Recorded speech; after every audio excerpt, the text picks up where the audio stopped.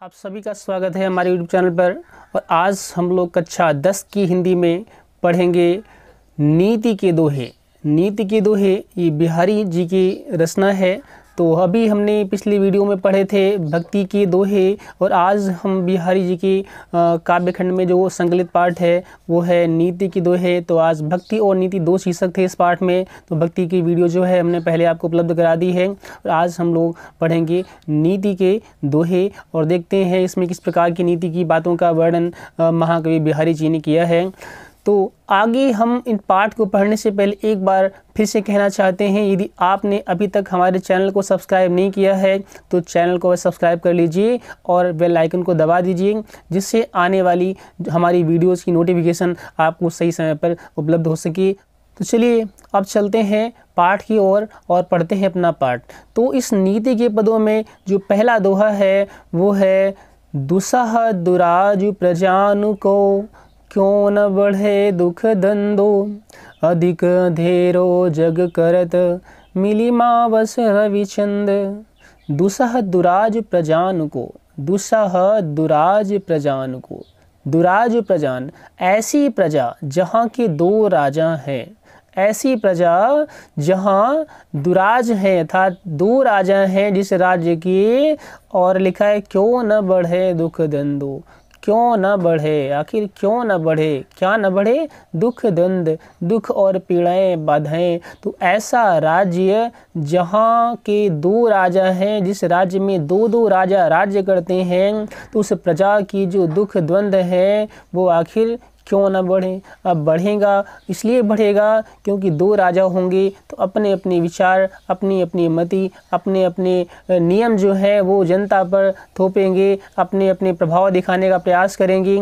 तो यहाँ जो प्रजा है वो दो पार्टों के बीच में, दो राजाओं के बीच में पिसती रहती है और वह दुखी होती रहती है। तो यहाँ पर बिहारी जी ने इस नीति के दोहे के द्वारा यह स्पष्ट करने का प्रयास किया है कि जिस राज्य में दो राजा होते हैं और दोनों ही अपने अपने मत को बताते हैं और अपने अपने अनुसार राज्य चलाने का प्रयास करते हैं, तो वहाँ की जो प्रजा है वह दुख द्वंद को सहती ही है और वहाँ की प्रजा कभी सुखी नहीं रह सकती है।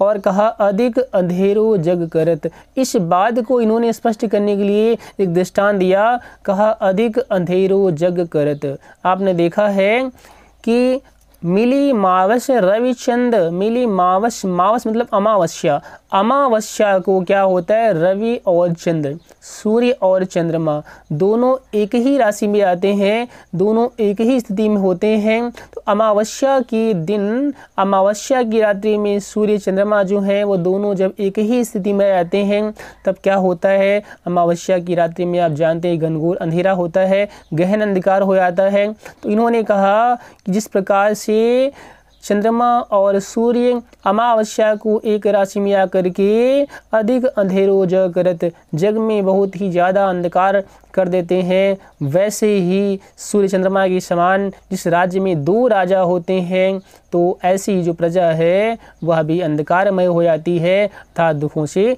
गिर जाती है, कभी वह सुखी नहीं हो सकती है।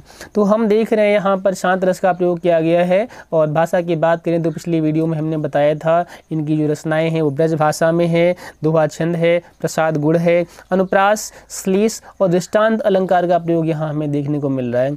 तो देखिए इसके बाद जो अगला दोहा है वो है, बसे बुराई जासु तन ताही को सन्मानो, भलो भलो कई छोड़िए खोटे ग्रह जपुदानो।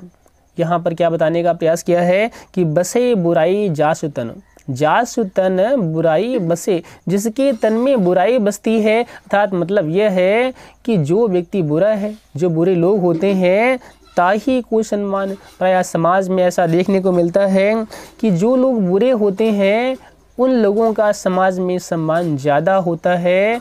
क्यों ऐसा होता है, तो इसका कारण बताया इन्होंने। कहा कि भलो भलो कहीं छोड़िए, तो जो भले लोग होते हैं उन पर तो कोई ध्यान नहीं देता है, कहते हैं ये तो भले मानस हैं, ये तो सज्जन व्यक्ति हैं, इनसे हमें क्या नुकसान है, इनका हम सम्मान करें अथवा ना करें कोई मतलब नहीं है। तो उनसे जो है वो लेना देना कोई मतलब नहीं रखते हैं, उनके प्रति ज़्यादा स्नेह या उनको सम्मान नहीं देते हैं। इसलिए नहीं देते हैं क्योंकि वो तो सज्जन हैं, उनसे हमें कोई हानि होने की संभावना नहीं है। और खोटे ग्रह जप दानु, अब इन्होंने बताने का प्रयास किया कि जिस प्रकार से खोटे ग्रह होते हैं, अब शनि राहु केतु आदि जो ग्रह हैं वो खोटे ग्रह माने जाते हैं, और जानते हैं जब इनका प्रभाव होता है तो कहते हैं शनि का प्रभाव है और राहु का प्रभाव है, तुम्हारी दृष्टि में शनि का प्रभाव पड़ रहा है। तो हम जब इनका प्रभाव पड़ता है तो हम क्या करते हैं, उनकी शांति के लिए पूजा पाठ करवाते हैं, जप दान आदि करते हैं। तो यहाँ कवि ने इससे बताने का प्रयास किया कि प्रायः देखा जाता है समाज में सज्जनों का सम्मान इसलिए नहीं होता है कि लोग जो हैं सज्जन को सज्जन कहकर छोड़ देते हैं, लेकिन जब जीवन में दुख आता है तब फिर उनकी विनती करते हैं, तब हम ईश्वर का ध्यान करते हैं, और जब तक जीवन में दुख नहीं आता है तब तक तो कोई बात नहीं होती। और खोटे ग्रह को जो प्रभाव है उनके लिए, अगर उनका प्रभाव हमारे पर पड़ता है तो उनके शांति के लिए हम तुरंत ही प्रयास करते हैं। तो इस प्रकार से यहाँ हमने देखा, इसका अर्थ समझने का प्रयास किया तो हमने देखा यहाँ पर शांत रस था, और अनुप्रास, पुनरुक्ति, प्रकाश, श्लेष और विरोधाभास अलंकार यहाँ देखने को हमें मिलता है। तो आगे देखते हैं, कहा गया है नर की अरु नल नीर की गति एक करि जोई, जे तो नीचो भय चले ते तो ऊंचो होई। अब कहा गया नर की अरु नल नीर की, नर की, नर मतलब मनुष्य, अरु नल नीर है ना, और नल का जो नीर होता है, नल का जो पानी होता है, तो मनुष्य की जो इच्छाएं हैं और जो नल का पानी है, इन दोनों की, नल पहले कहा गया है नर की अरु, हाँ, नर की, मनुष्य की अरु मतलब इच्छाएं, अभिलाषाएं, तो मनुष्य की अभिलाषाएं और नल नीर की और नल के पानी की क्या गति एक ही कर जोई, इन दोनों की गति एक ही कर जोई मान एक ही समान होती है, इन दोनों की स्थिति जो है एक समान है। तो नल नीर और मनुष्य की अभिलाषाओं की जो स्थिति है वो एक समान बताई गई है। कहा गया जे तो नीचे हुए चले त्यों तो ऊंचे हुई। तो यहाँ कहा गया है जो मनुष्य की अभिलाषाएं हैं वो जितनी जितनी नीचे होती हैं था, जितनी अभिलाषाएं कम होती हैं, जितना उस अपने मन पे वो मन को बस में कर लेता है, उतना ही वो क्या होता है, जो तो नीचे हुए चले ते तो ऊंचे होई, उतना ही ऊंचा होता है, उतना ही बढ़ता है, उतना ही उच्च पद को प्राप्त होता है, उतना ही महान बनता जाता है। और यहाँ नल की अगर बात करें, नल नीर की बात करें तो कहा गया है नल का जो पानी है वो जितना नीचे को गिरता है उतना ही नल में ऊपर पानी चढ़ता है। तो इस प्रकार से नल नीर और नर की अभिलाषाएं हैं, उन दोनों में समानता दिखाने का कवि ने प्रयास किया है। तो हमने देखा दृष्टांत अलंकार का बहुत ही अच्छा उदाहरण है। तो अगर अलंकार की बात करें तो यहाँ पर अनुप्रास और उपमा और श्लेष अलंकार का भी प्रयोग हमें देखने को मिलता है। तो अगला जो पद है वो है बढ़त बढ़त संपद सलिलो मन सरोज बढ़ जाए, घटत घटत सुन फिर घटे बरु समूल को मिलाई। बढ़त बढ़त संपद सलिल मन सरोज बढ़ जाए। अब यहाँ कहा गया कि बढ़त बढ़त संपद सलिल, कौन सलिल, सलिल का मतलब होता है जल, लेकिन किस जल की बात कर रहे हैं, संपत्ति रूपी जल, संपद सलिल, संपत्ति रूपी जल, संपत्ति धन वैभव ऐश्वर्य जो है उसे हम क्या कहते हैं, संपत्ति कहते हैं। तो संपत्ति रूपी जो सलिल है जब वह मनुष्य के जीवन में बढ़ता है, जब हमारे पास ऐश्वर्य बढ़ता है, धन बढ़ता है, तो संपत्ति रूपी सलिल के बढ़ने पर क्या होता है, मन सरोज बढ़ जाए। मन रूपी जो कमल है, मन सरोज जो है वह बढ़ जाता है।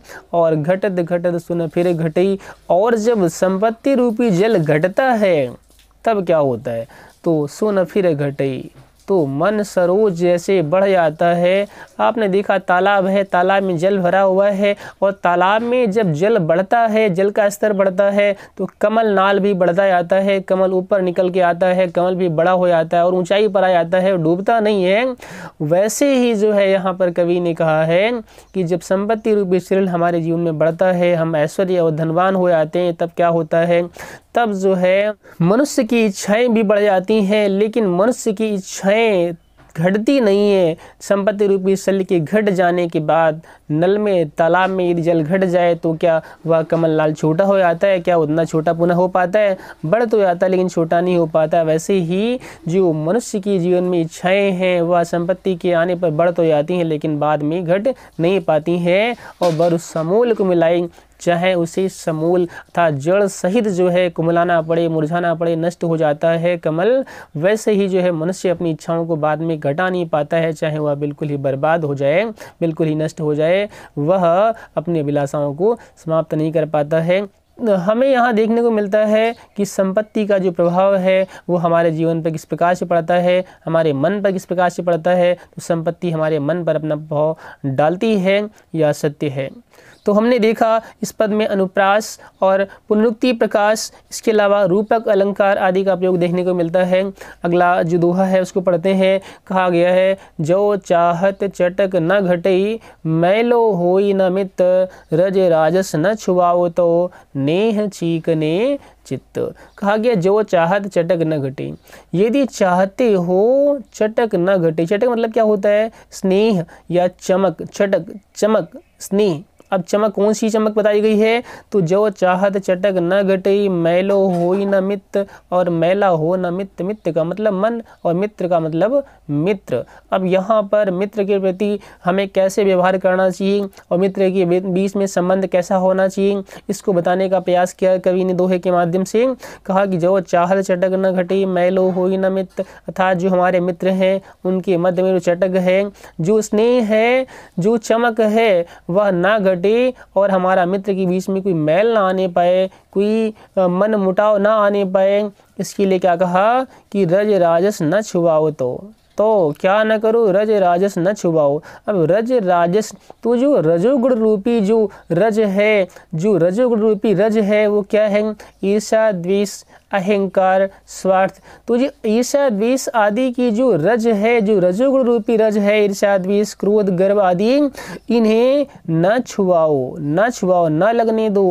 कहाँ न लगने दो? तो कहा गया नेह चीकने चित्त। प्रेम रूपी तेल से चिकना जो दर्पण है उसमें रज राजस न छुआओ, अर्थात जो रजोगुण रूपी रज है, जो धूल है, उसे न छुआओ। अब आप जानते हैं कोई दर्पण है, उस दर्पण में जो है तेल लगा दिया जाए और तेल लग जाए, उसके बाद फिर क्या हो, उस पर धूल लग जाए, रज लग जाए। जब चिकने दर्पण पर रज लग जाती है तो वो कैसा हो जाता है? धुंधला हो जाता है। तो ऐसे ही कहा गया है कि जब दो मित्रों के मध्य में जो प्रेम है, उस प्रेम के मध्य में जो रज है, कौन सी रज है? रजोगुण रूपी धूल। अब रजोगुण रूपी जो रज है वो क्या है? तो रजोगुण रूपी जो धूल है उसे कहा गया क्रोध है। और ईर्ष्या, द्वेष, गर्व आदि की जो भावना है, जब यह आ जाती है प्रेम के मध्य में, तो समझिए वह जो मित्रता है, वह जो स्नेह है, वो मैला हो जाता है। हमारा चित्त जो है वो मैला हो जाता है और फिर वो स्नेह मित्रों के मध्य में नहीं रहता है। इसलिए हमें चाहिए कि हम अपने मित्रों के मध्य में ऐसा व्यवहार करें कि उसमें जो है रजोगुण रूपी जो धूल है, जो स्वार्थ की भावना है, ईर्ष्या की भावना है, और जो क्रोध, द्वेष की भावना है, गर्व की, घमंड की भावना है, ये बिल्कुल ही मध्य में न आने पावे। तो हमने देखा यहाँ पर अनुप्रास और रूपक अलंकार का प्रयोग देखने को मिलता है। इसके बाद हम पढ़ते हैं अगले पद को। अगला जो दोहा है उसमें कहा गया है, बुरो बुराई जो तजे, तो चितु खरो डरात, ज्यो निकलंक मयंक लख, गिने लोग उत्पात। अर्थात बुरा बुराई जो तजे। अब एक व्यक्ति बुरा है, बहुत ही बुरा है, लेकिन वह बुरा व्यक्ति बुराई को तज देता है, छोड़ देता है। फिर भी लिखा है तो चित्त खरो डरात, फिर भी उससे हमारा चित्त जो है बहुत ज़्यादा भयभीत रहता है, डरता रहता है। हमें विश्वास नहीं होता है किसी व्यक्ति ने बुराई छोड़ दी है, क्योंकि बुरा व्यक्ति जो है पता नहीं कि ऐसा तो नहीं कुछ छल कर रहा है, कपट कर रहा है। तो इसलिए जो है हमारा चित्त जो है उससे डरता रहता है, भयभीत रहता है, विश्वास नहीं ला पाता है कि यह व्यक्ति वास्तव में सत्य बोल रहा है अथवा सत्य बोल रहा है। और कहा ज्यों निकलंक मयंक लक, और फिर एक दृष्टांत देते हुए कहा जैसे निकलंक मयंक, निष्कलंक चंद्रमा। आपने देखा होगा चंद्रमा जो होता है उसमें एक काला धब्बा हमेशा ही रहता है। और यहाँ कहा कि जैसे निष्कलंक चंद्रमा को देख कर, लख करके गने लोग उत्पात, अर्थात लोग जो है उत्पात गिनते हैं, उत्पात की संभावना व्यक्त करते हैं, क्योंकि चंद्रमा जो है वो उसमें हमेशा एक धब्बा रहता ही है। और चंद्रमा का निष्कलंक होना जो है वह क्या माना जाता है? किसी न किसी आपदा कारण, संकट कारण माना जाता है। तो ऐसे ही जैसे चंद्रमा का निष्कलंक होना असंभव है, वैसे ही कहा गया कि जो कैसा व्यक्ति है, जो बुरा व्यक्ति है, उसका भी सही होना, उसका भी ईमानदार हो जाना, उसका भी बुराई को तज देना बड़ा असंभव सा होता है। इसलिए जो है लोग उससे हमेशा भयभीत रहते हैं। तो देखा हमने यहाँ पर अनुप्रास और दृष्टांत अलंकार का प्रयोग किया गया है। और इसके बाद जो एक दोहा है वह है स्वार्थ सुकृत न श्रम वृथा, देख विहंग विचारी, बाजी पराए पानी पर तू पच्छिनु ना मारी। अब देखिए यहाँ पर जो भाव है उसको ध्यान समझने का प्रयास करिएगा। बहुत ही अच्छा दोहा है। यहाँ पर जो है अन्योक्ति के माध्यम से जो कवि बिहारी हैं उन्होंने अपने जो आश्रयदाता राजा थे जयसिंह, उस जयसिंह को कुछ संदेश दिया है। उस संदेश में क्या कह रहे हैं, तो कहा स्वार्थ सुकृत न सम वृथा, देख विहंग विचारी, बाज पराए पानी पर तू पच्छिनु ना मारी। अब यहाँ लिखा बाज, या बाज का मतलब है बाज पक्षी। और बाज पक्षी किसे कवि ने कहा है, तो अन्योक्ति है। जो कह रहे हैं सीधा सा अर्थ वो नहीं है, आपको समझना है। किसी अन्य को पुकार कर, किसी अन्य को संकेत देकर के जब कोई अन्य संदेश कहा जाता है तो वो अन्य उक्ति होता है। और यहाँ कहा कि बाजी अर्थात ही बाज, किसी बाज कहा गया है तो राजा जयसिंह को कवि ने बाज कहा है। और यहाँ कहा कि ही बाज जयसिंह क्या करूँ, पराये पानी पर, दूसरों के कहने पर। अब पराये पाड़ कौन है, तो औरंगजेब आदि जो राजा थे उनके कहने में राजा जयसिंह आ रहे थे और वो अपने ही पक्ष के जो राजा थे छोटे छोटे उन राजाओं को मार रहे थे और उनका औरंगजेब का साथ दे रहे थे। तो उस समय जो है कवि ने एक दोहा लेकर उनको दिया और कहा कि अरे राजा जयसिंह, पराये पाड़ पर, दूसरों के कहने पर तू पच्छिनु ना मारी। तू अपने पक्ष की जो अपने राजा हैं उन्हें मत मारो और स्वार्थ सुकृत न श्रम वृथा, देख विहंग विचारे। क्योंकि ऐसा करने से ये स्वार्थ सिद्ध नहीं होगा, तुम्हें कोई लाभ नहीं मिलने वाला है और यह तो सुकृत भी नहीं है, कोई पुण्य का कार्य भी नहीं है। इसलिए और फिर कहा श्रम वृथा, ये तुम्हारा जो श्रम है ये श्रम करना व्यर्थ है, क्योंकि कोई लाभ नहीं मिल रहा है और सुकृत भी नहीं है, पुण्य भी नहीं है। तो ये तुम्हारा जो श्रम है वो कैसा है, वो श्रम करना व्यर्थ है। और देख विहंग विचारी, तो हे बाज जयसिंह, देख विहंग विचारी, आप जो है विहंगमता से इसको देखें और विचार करें, उसके बाद में कार्य करें। इस प्रकार से संदेश दिया था बिहारी जी ने अपने आश्रयदाता राजा को। तो इसके अलावा अगर हम दूसरा इसका जो अर्थ है सीधा सा अर्थ निकल रहा है, तो हे बाज, दूसरे जो छोटे छोटे पक्षी तुम्हारी जाति के हैं, जो पक्षी हैं, उन पक्षियों को तुम क्यों मारते हो, क्योंकि ऐसा करने से तुम्हें कोई लाभ नहीं है, तुम्हारा श्रम करना व्यर्थ है। तो हे विहग, तुम थोड़ा इस पर विचार करो। तो इस प्रकार से हमने इस पद को समझा और हमने देखा अनुप्रास अलंकार है, श्लेष अलंकार है, अन्युक्ति अलंकार का प्रयोग जो है इस पद में हमें देखने को मिला है। तो बहुत ही अच्छा और रोचक पाठ था। हमें बहुत सी नीति की बातों का भी हमें ज्ञान मिला, हमने बहुत कुछ सीखा इस पाठ में है। तो चलिए आज के लिए बस इतना ही, और अगले वीडियो में किसी अगले पाठ को लेकर हम पुनः मिलेंगे। और यदि आपने हमारे चैनल को सब्सक्राइब नहीं किया है तो चैनल को सब्सक्राइब कर लीजिए, बेल आइकन दबाइए, वीडियोज़ को शेयर करिए और लाइक करिए। और आपकी जब कमेंट आते हैं, जब आप हमारी वीडियोज़ को लाइक करते हैं तो हमें थोड़ा इससे प्रोत्साहन मिलता है और हमें इस कार्य को करने में मन लगता है और हम आपको जो है और प्रयास करके अच्छे से अच्छे, सरल से सरल जो है वीडियोस बना के देते रहेंगे, जिससे आपको सरलता से बहुत कुछ सीखने को मिलता है और मिलता भी रहेगा। तो फिर मिलेंगे।